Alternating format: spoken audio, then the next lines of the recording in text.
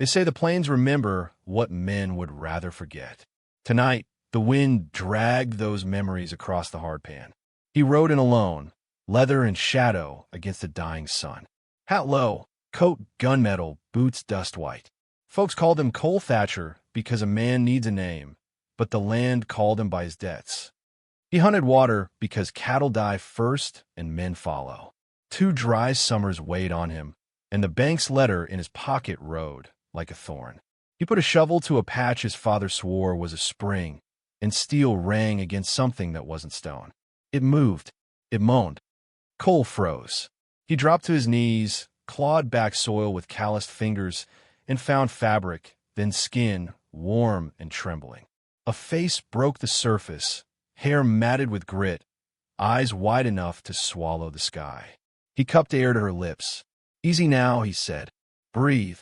She coughed the grave out. Young, but her gaze carried years. He lifted her free and wrapped her in his coat. "Name?" he asked. "Lena," she rasped. Lena Crow. The name struck like a spur. The Crow spread sat north, run by 3 brothers whose money could buy any truth.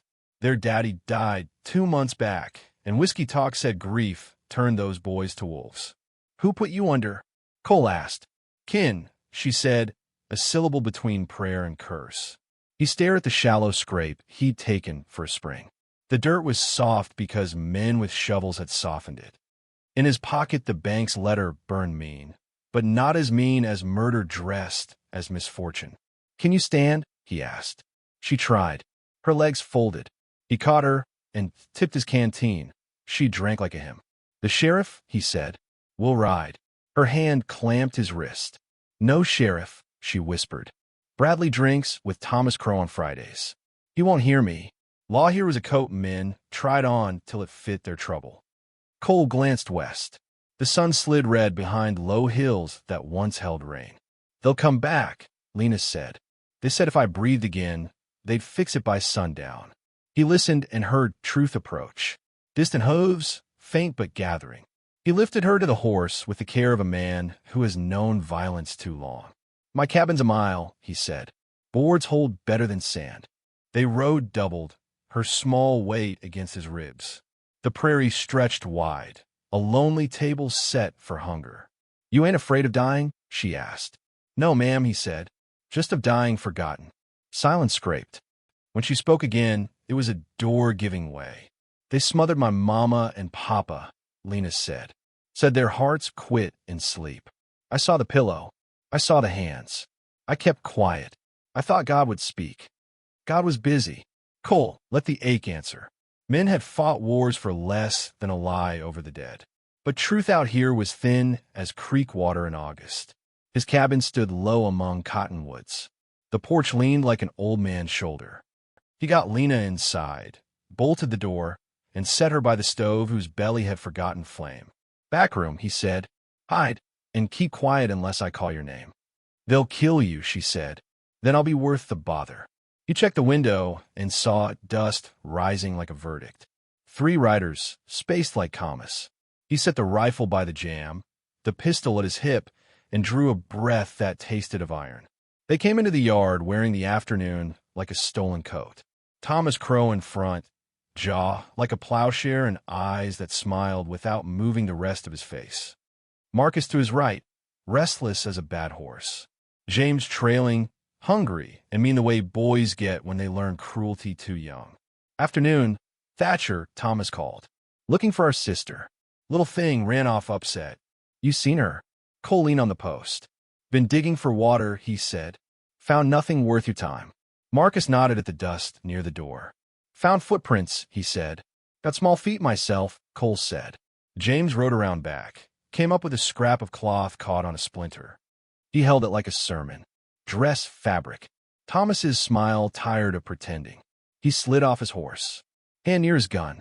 "We're stepping inside," he said. "Family business." "This is my threshold," Cole said. "My say weighs more on it."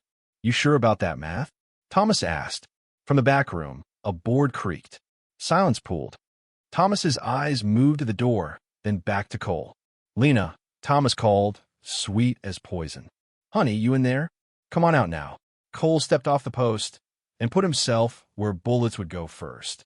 No one here but me. Marcus set a boot on the step. Cole's palm brushed his revolver. He could draw and kill one and be killed by two. Hooves again, nearer, urgent, not three but two. You expecting company? Thomas asked. Trail runs past, Cole said. Two riders broke the cottonwoods and rolled into the yard, badges catching the last light. Deputy Marshal Eli Cutter and a younger man whose eyes still measured right from wrong. Everything slowed. Lena's hand on the backroom door. Thomas's fingers counting options. Cole's breath measuring the space between ruin and reprieve. Evening, Cutter said. Trouble. Thomas was the worried brother again. Just gathering our lamb, Marshal. Cutter's eyes found disturbed dirt, small prints, the scrap of cloth. They found the way. Cole stood like a wall. Lambs don't bury themselves, he said. The backroom latch lifted with a sound as soft as a prayer.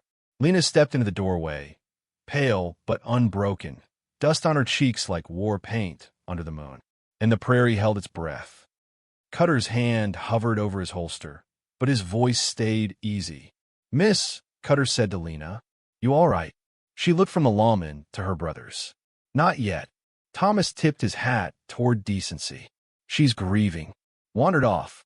Mr. Thatcher took her in. Cutter's eyes slid to Cole. That true. I dug for water, Cole said, and lifted her out a hole. Marcus laughed too loud. Ain't no graves here. Not one meant to last, Cole said. Cutter swung down. He knelt at the disturbed ground and pressed 2 fingers into the soil. It still held the heat of panic. Fresh, he said. Levi water.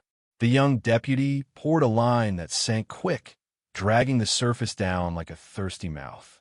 Cutter stood, eyes gone flint. Anyone want to say different? Thomas's smile quit pretending. Family business, Marshal. Law ought not to meddle. Law is what steps in when men forget family, Cutter said. James twitched like a half-cocked spring. Cole watched his hand. He knew boys tuned for sudden cruelty. In the doorway, Lena lifted her chin till it could cut glass. They killed Mama and Papa, she said. Smothered them. Today they tried to bury me for seeing it. Girl, Thomas said softly, you're saying words that don't come back. They came for me, Lena said. They'll come for anyone who helps me breathe. Cutter studied faces, measuring pride, fear, and the empty places where truth hides. We'll ride to town, he said. All of us. We'll sit with a judge. Thomas nodded, ready. Open road meant accidents. No, Cole said. Levi blinked. No. My place, Cole said. My rules till dawn. We hold here. At first light, we ride behind badges, not ahead of them. Cutter saw the same trap flicker like far lightning. He nodded. We hold. Thomas's jaw feathered. Marshal, you ain't got a jail out here. I've got a porch, Cutter said, and a rope with a bell if anyone crosses it wrong. He moved the horses into willow and wire, forced the crows to dismount. Levi hung a lantern where night couldn't hide a lie. Guns on the barrel, Cutter said. Thomas unbuckled slow, laying his revolver. Marcus thumped his down. James hesitated 1 heartbeat too long. Son, Cutter warned. James set his weapon beside the others. Cole followed suit, then opened his rifle bolt and left it by the door. Lena sat with a blanket around her shoulders, fingers worrying wool into fringe. Cole brewed coffee dark and poured tin cups. No sugar. Tell it, Cutter said. Lena did. Short sentences, hard facts. A pillow. A struggle. A boot heel scraping plank at midnight. Thomas's voice. We've been waiting long enough. Questions at dawn. The barn. Hands. The hill that used to hold springtime. Dirt in her teeth while the sky shut like a door.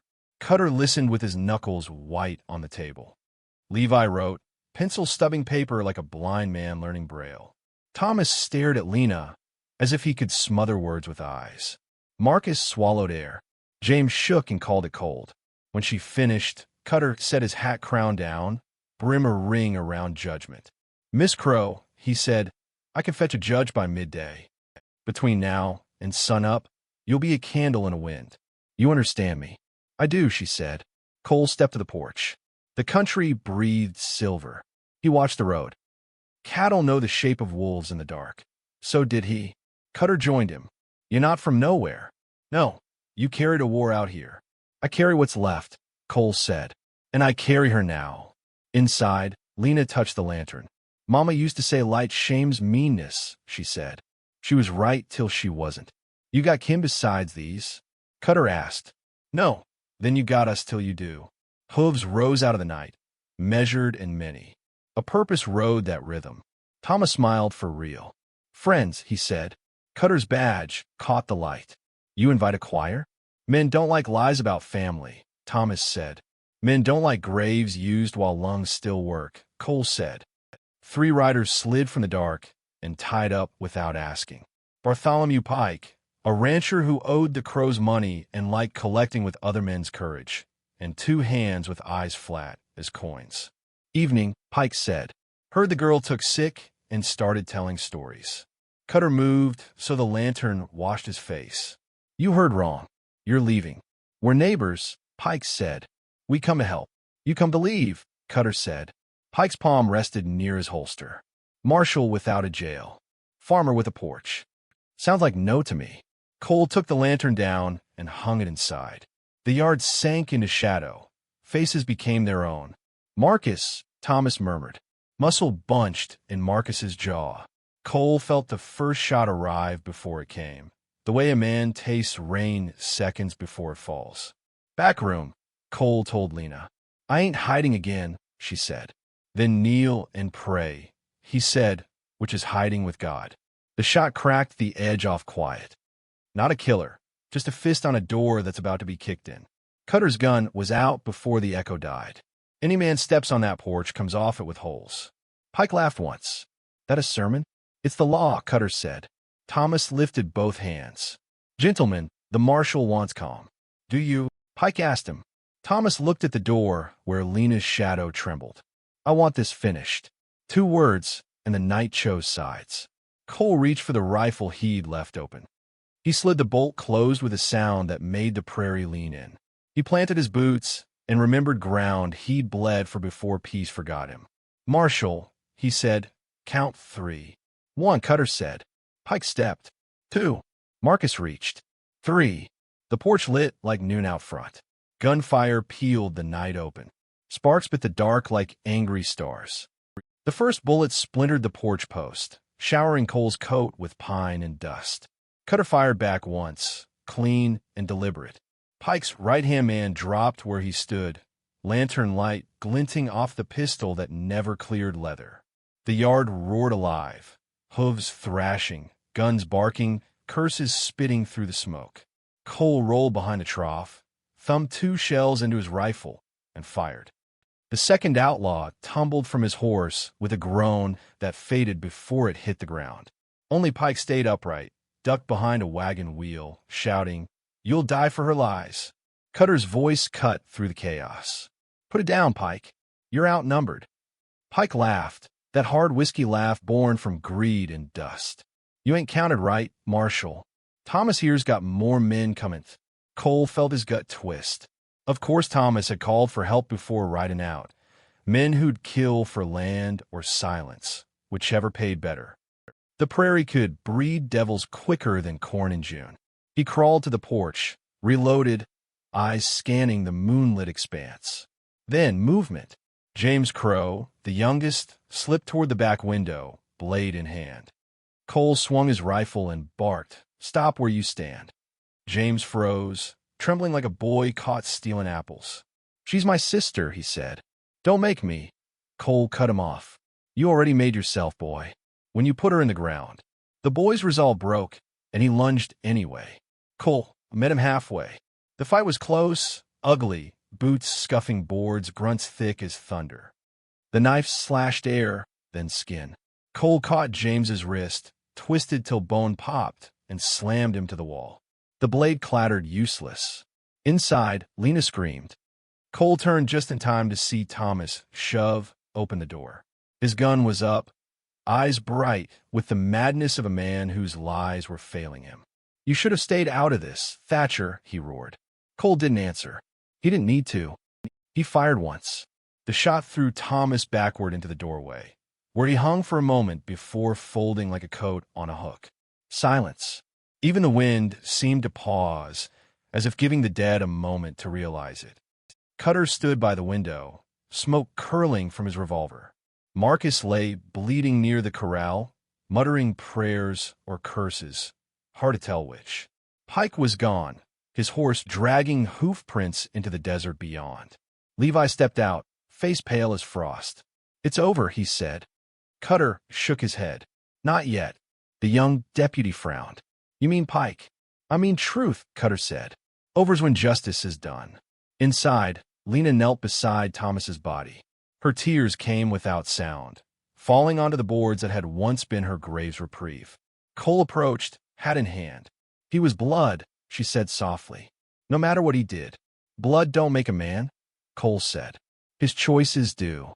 She looked up at him then, eyes red but steady. "You think God'll forgive him?" "Maybe," he said, "but he'll take his time." They buried the Crow brothers at dawn, side by side in the same dust they once ruled. Cutter said the words plain and short, like a man who'd seen too much to waste syllables. When the sun climbed over the horizon, painting the prairie in fire and gold, Lena stood quiet beside the graves. "I thought the earth would swallow me twice," she whispered. "Once when they buried me, and again when I told the truth." Cole glanced toward the cabin, smoke curling gentle from the chimney. "You're still here," he said. "That's what truth buys." She turned to him. "What do you do now?" He didn't answer right away. The land stretched before him, empty but not lonely. "Fix the well," he said finally. "Maybe find water after all." Cutter saddled up, hat tipped low. "Town need testimony, Miss Crow. You ready?" Lena nodded. "I'm ready." Cole helped her mount his horse. She winced at the saddle's creak, but held her chin high. "You coming with us?" she asked. He watched the horizon, the long road east where law waited, and the longer one west where ghosts roamed freer. "Not yet," he said. "Got dirt to tend and promises to keep." Cutter understood. "You ride in when the rain does," he said. As the riders disappeared into the light, Cole stood alone on his porch, rifle across his arm. The wind carried smoke, gunpowder, and the faint sweetness of survival. He looked at the sky and muttered, half to himself, half to something bigger. "In this land," he said, "mercy rides slower than the wind." The sun climbed higher, and for the first time in years, it felt like it warmed him. The next evening came heavy with stillness, the kind that waits to see what men will do next. Cole sat on his porch again, hands raw from filling the grave that morning, mind sore from all the ghosts it stirred. The shovel leaned against the rail, dirt still clinging to its blade like dried blood. The land around him was wide and quiet, just the sigh of the wind rolling through dead grass and the lonely cry of a hawk circling high. A man could lose himself out here. A man could also find what was left of his soul. Inside, Lena slept fitfully in the back room. Cutter had left her there until the judge could send a wagon. But Cole knew the law moved slower than sin. He'd seen that truth too many times. He poured himself a shot of stale whiskey, stared at the horizon, and whispered to no one, "Ain't enough dust in Texas to bury what we've done." His horse stamped nervously. The prairie was holding its breath again. He knew that sound, the kind that comes before trouble. A shape appeared against the dying sun.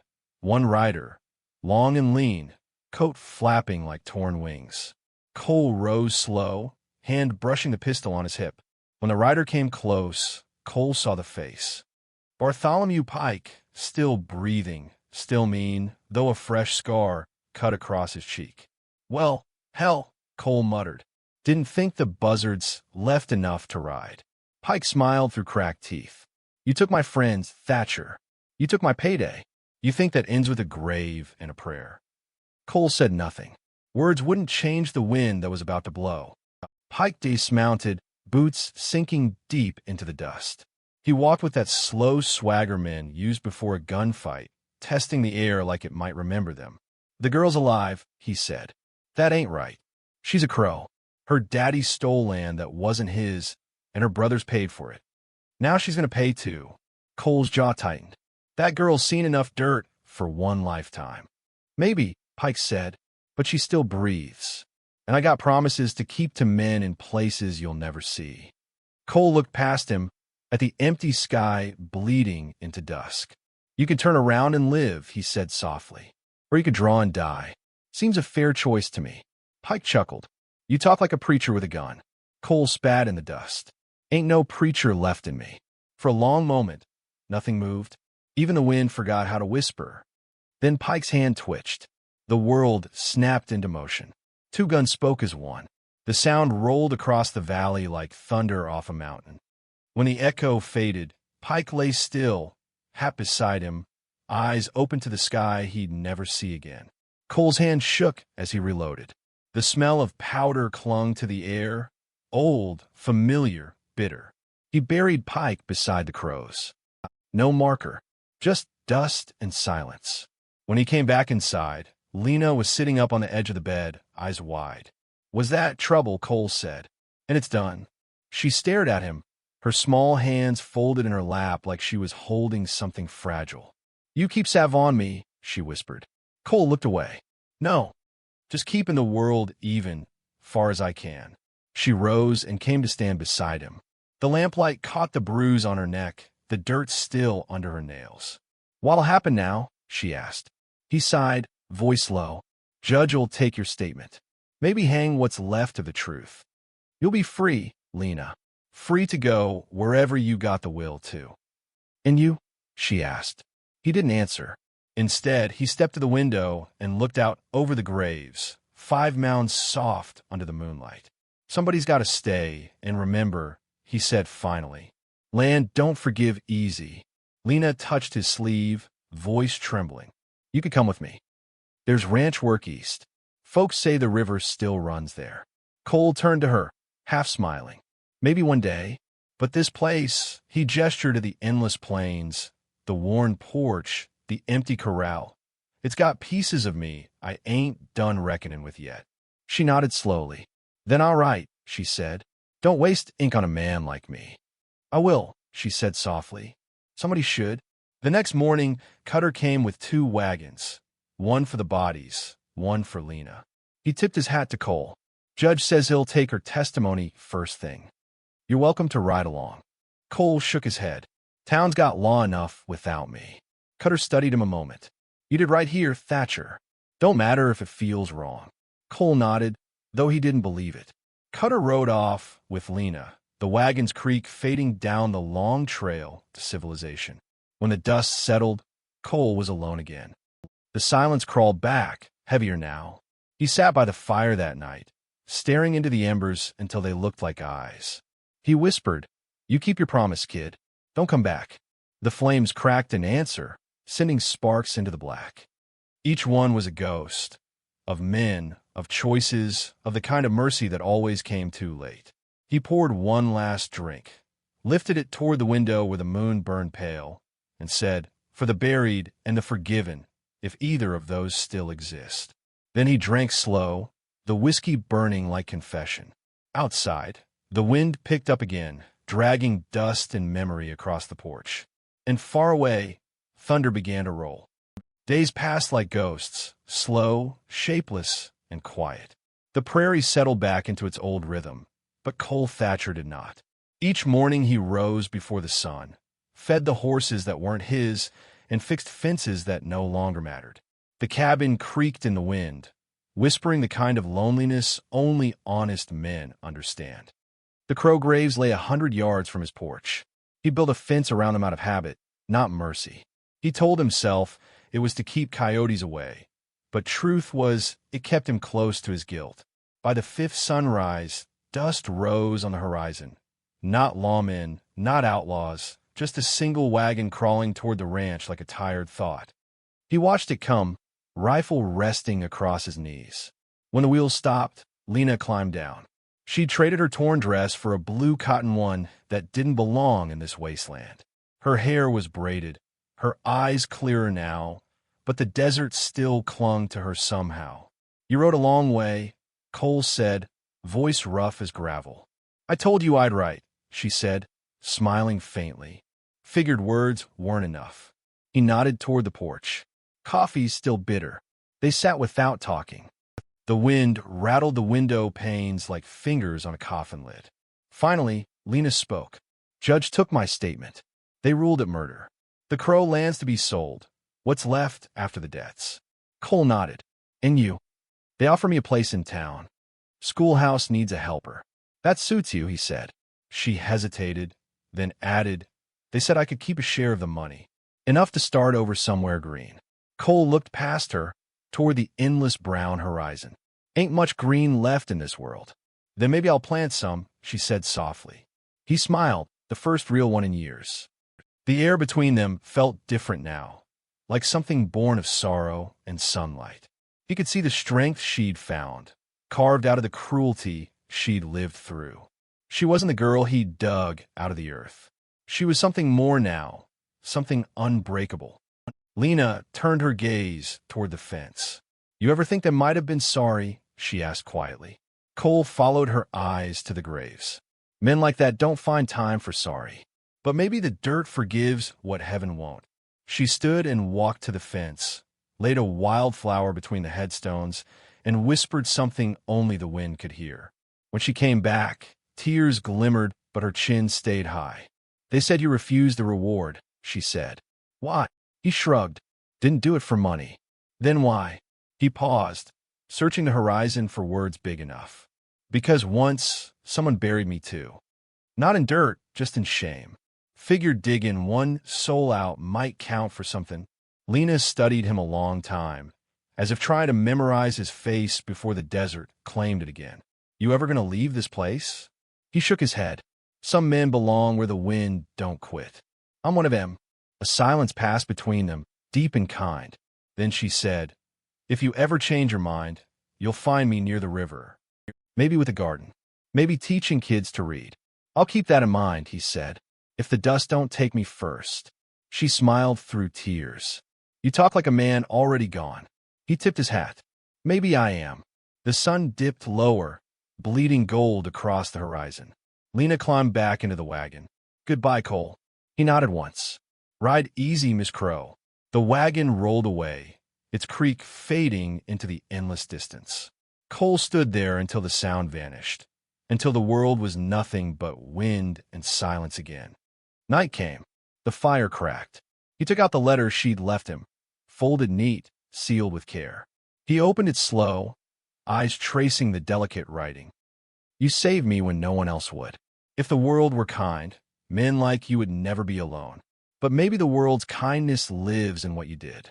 If you ever ride east, you'll find me where the river bends. I'll be waiting, just in case the wind ever rests.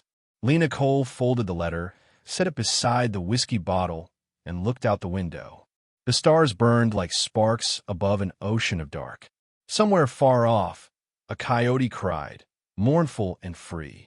He whispered to the night, guess I ain't the only one still awake. A soft wind came through the open door, carrying dust, the scent of rain, and the memory of a girl who'd crawled out of the grave. Cold Thatcher leaned back in his chair, boots crossed, hat tilted low. Outside, thunder grumbled over the horizon, slow, patient, like a promise that would take its time to arrive. And for the first time since the war, he let himself believe that maybe mercy still rode the same road as men. The lamp burned low. The wind sighed through the cabin, and the night kept its secrets. Weeks rolled by like tired wagons over cracked trails. The rains came late that spring, soft, uncertain, but enough to turn the prairie from dust to something almost living again. Cold Thatcher stayed where he'd always been, between yesterday and nowhere. He spent his days mending fences that no longer kept anything in, and his nights sitting by the dying fire, reading Lena's letter till the ink blurred from sweat and time. The cabin had grown quieter, though it never truly slept. The boards still whispered when the wind blew, as if the ghosts outside wanted to come in and warm their bones. Then one morning, the air changed. The clouds were thick and kind, heavy with water and remembrance. He saddled his horse, old Daisy, whose back had carried both burdens and bodies.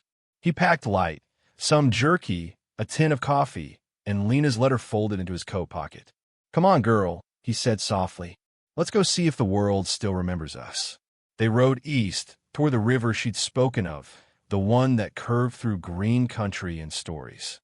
Every mile felt like confession. The land healed itself faster than men ever could, grass pushing through the graves, wildflowers blooming where blood once dried. By the second day, he reached the ridge where the prairie broke into gentle valley. Below lay the river, wide, silver alive. He hadn't seen running water in months. It shimmered like forgiveness. Cole dismounted, let Daisy drink, and knelt at the bank. He cupped the cold water in his hands and tasted it. It wasn't sweet, but it was clean. For a long time, he just watched the current, its endless moving forward. He thought of Lena, her eyes the night she left, her words soft as prayer. He thought of her planting things that would live, while he stayed behind with the bones of men who didn't. From across the river, laughter drifted faintly, children's laughter. It carried like music in dry air. Then a voice, a woman's, gentle, patient, teaching. He stood, heart thudding slow and heavy. He followed the sound through a thicket of willows until the clearing opened up, a small schoolhouse, whitewashed, with a garden of wild sunflowers dancing in the breeze. And there she was, Lena Crow. Her hair was pinned back now, her dress clean and simple, her hands covered in chalk. A group of barefoot children sat before her on the porch steps, repeating words she wrote on a slate. She laughed when they stumbled, a sound so pure it almost broke him. Cole stood by the fence and watched. He didn't speak, didn't move. The years of dust between them sat heavy on his tongue. Finally, she looked up. Their eyes met. She froze for a heartbeat, then smiled, slow, warm, knowing. Well, she said softly, walking toward him. Guess the wind finally rested. He tipped his hat. Didn't have much choice. You wrote about this place. And you found it, she said. After all this time. Didn't know where else to go. She studied him. The gray in his beard, the weight in his shoulders, the scars that had faded but not forgotten. You came a long way for a man who swore he'd never leave. Turns out ghosts don't stay buried if the rain keeps falling. She smiled, a sad kind of smile. You look tired, Cole. I am. But I'm here. They stood in silence a while. The children's laughter faded into the hum of the river, the world softer for a moment. You teaching them letters? He asked. And stories, she said. Ones with better endings. Good, he said. The world needs those. She reached out, brushed the dust from his coat sleeve. You staying this time? He looked out across the valley. Green fields, clean sky, a river that didn't forget. For once, the horizon didn't look so lonely. Maybe, he said quietly. If you'll have me. I already do, she whispered. He smiled then. Not the weary kind he'd worn for years, but something real, something unbroken. The kind of smile that belonged to a man who'd finally stopped running. The children gathered around, curious about the stranger with the weathered face and the quiet eyes. Lena laughed and introduced him. This is Mr. Thatcher, she said. He's a man who once found water where there wasn't any. The children giggled. Cole chuckled softly. Ain't sure I found it, he said. Just dug deep enough to meet what was already there. The day stretched long, warm, and full. Cole fixed a fence post near the garden, told stories about horses and storms, and for the first time in years, he felt the sun without flinching. As dusk fell, Lena walked him to the porch. The air smelled of rain and earth, of beginnings. You ever think about the others? She asked. Every day, he said, but I reckon the best way to honor the dead is to live like they're watching. She nodded. Then stay. Help me build something good here. He looked out at the children chasing fireflies, at the river glimmering under twilight. His voice came out like a prayer. Yeah, I reckon I can do that. The night folded around them, soft and forgiving. Crickets sang in the tall grass. Somewhere out west, thunder murmured again, far and faint. Not a threat this time, just a memory. Cole took off his hat, held it over his heart, and whispered. Maybe mercy finally caught up. Lena smiled, eyes bright beneath the stars. Told you the wind would rest someday.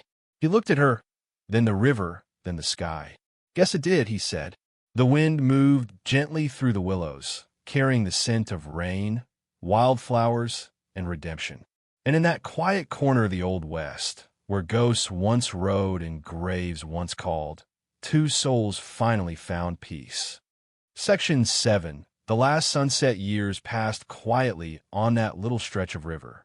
The schoolhouse grew, the garden widened, and the children who once chased fireflies learned to read, to dream, to build. Cold Thatcher stayed, though he never planned to. Some seasons he worked the fields, others he rode out to help neighbors mend fences or track lost cattle. Folks came to know him as the man who said little but always showed up when needed. Lena grew into something the prairie had never known: steady light. She taught through droughts and floods, through loss and laughter, her words planting more than seeds in young minds. Sometimes she'd look across the river at Cole's cabin, smoke rising thin and straight, and smile at the thought that maybe the West hadn't taken everything after all. By the 10th year, his beard had gone silver and his hands slower. The ghosts of the old days had softened, but never gone. They lingered in the corners of his nights, whispering in the crackle of the fire. He'd grown used to them, even grateful. The past, he'd learned, was just another kind of weather. You don't fight it, you endure it. One evening, the sky turned the color of bruised peaches. A storm gathered far out west, but it moved slow, lazy as an old memory. Cole sat by the riverbank, boots sunk in mud, rifle across his lap more out of habit than need. Lena joined him, a shawl around her shoulders. She didn't speak at first. She didn't need to. "Kids done gone home?" he asked after a while. "They did. Left me with their questions. About the usual. Why the sky changes. Why some folks leave and some stay." He chuckled softly. "You tell him." I told him the sky don't change. It just keeps showing us a different truth. He nodded. Sounds like something I might have believed once. The wind turned cool, brushing the tall grass in long silver waves. Across the water, the setting sun caught the windows of the schoolhouse, turning them to fire. For a heartbeat, it looked like the building itself burned with life. Lena watched him quietly. "You ever regret staying?" He shook his head. "No. Regrets for men who think they got time left to fix things." "You fixed plenty, Cole." He smiled at that. An old man's smile, gentle and tired. "Maybe. Or maybe I just stopped breaking things." She laid her hand on his arm. It trembled slightly beneath her touch. "You kept your promise," she said. "You found peace." He looked toward the far horizon, where the sun bled into the earth. "Peace ain't something a man finds," he said softly. "It's something that finds him when he finally quits running." A long silence settled between them, deep and holy. The world had gone still except for the hum of cicadas and the slow bend of the river. Then Cole spoke again, voice low, almost himself. "When I first dug you out of that grave, I figured I was savant a life. Took me near 20 years to learn I was savant my own." Lena's eyes shone wet in the dying light. "You did more than that," she whispered. "You gave this place a story that ends right." He chuckled, the sound brittle but warm. "Ain't many of those left." The thunder rolled closer, soft and slow. The first raindrops began to fall, gentle, cool, forgiving. Cole tilted his head back and let them find his face. "Smells like the world's new again," he said. "It is," Lena replied. When the rain grew steadier, she took his hat off and held it in her lap. His gray hair clung to his forehead, but he didn't move. His eyes followed the river's curve until it disappeared into the mist. "Lena," he said finally. "Yes. If I don't wake come morning, don't bury me with the crows. Put me up by the ridge, where I can still hear the water." She gripped his hand tighter. "You'll see another morning, old man." He smiled faintly. "Maybe, but just in case." They sat there until the rain turned to a curtain of silver. The storm never turned violent, just steady, cleansing. When the wind finally eased, night spread across the prairie. By dawn, the rain had stopped. The world smelled of wet earth and rebirth. Lena found him still sitting where the night had left him, his hands slack, his face calm. The river whispered beside him, carrying bits of sunlight on its skin. She didn't cry right away. She just stood there, watching him, her heart breaking and mending in the same breath. Then she whispered, Rest easy, cowboy. You kept your promise. They buried Cold Thatcher on the ridge above the river. The school children came, hats in hand, their teacher weeping quietly as the preacher spoke. When the final prayer was done, the sky broke open once more, not with thunder, but light. Years later, travelers passing through the valley would stop by that grave. Some said at dusk they could still hear a man's voice carried on the wind, low and steady. In the desert, mercy rides slower than the wind, but it rides just the same. And beneath that wide, unending Texas sky, the legend of Cold Thatcher, the man who dug truth from the grave and found peace at the river, lived on like the land itself, vast, rough, and eternal. The story of Cold Thatcher faded into the land the same way all great Western tales do, not with thunder, but with wind. Folks in the valley spoke of him like he was carved into the earth itself, a man who had seen too much dying to still believe in redemption, yet found it anyway in the eyes of a girl he pulled from the grave. Time moved on, as it always does. The schoolhouse by the river turned to a church, then to dust, and later to a monument where children came to learn about the days when men settled their debts in lead and silence. No one remembered the exact date Cold Thatcher rode into that country, but everyone remembered how he left it, sitting by the river, watching the rain wash away the blood of the past. They said that when the storms came through each spring, a single rider could be seen on the ridge above the riverbank, hat low, coat dark, his horse standing still as the stones around him. The old-timers called it a ghost, the young called it story. But Lena, when she grew old and gray herself, never corrected either one. She'd just smile and say, "Some souls don't wander. They just watch." The legend of Cold Thatcher became something more than history. It became a prayer whispered by drifters who'd lost their way, by widows who still set two plates at the table, by young cowhands who believed decency still mattered, even in a land built on dust and graves. Because what Cold Thatcher left behind wasn't wealth or fame or fear. It was proof that even in a world that forgot how to forgive, one man's mercy could still change the shape of it. And as the years rolled on, folks told the tale the same way the wind carries sand. Gentle, endless, half-remembered but never gone. They say the West was tamed by bullets, the storytellers would whisper, but it was kept alive by the hearts that refused to turn cold. And when the sun fell behind ridges and the river glowed like silver fire, you could almost hear him, the echo of a shovel in dry earth, the soft creak of leather, and that low, steady voice carried by the Texas wind. In the desert, mercy rides slower than the wind, but it rides just the same.